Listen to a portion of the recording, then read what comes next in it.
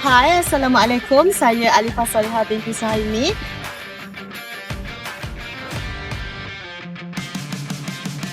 Terima kasih kepada Encik Azril atas bimbingan ketika team building di Parmed FKNSB team building. Banyak input yang saya dapat hari ini. Hari ini adalah kali yang kedua saya join team building bersama Gym Asia dan saya juga mendapat Best Participant Award untuk kali yang kedua juga.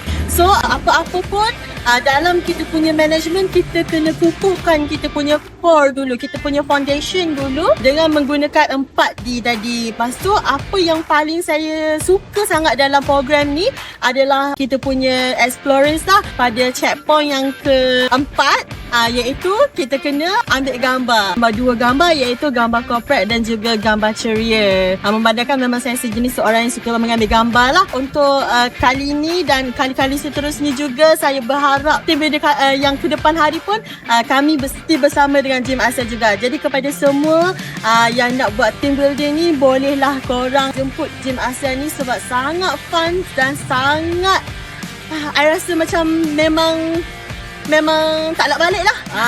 Okay, so thank you Gym Asia. Bye.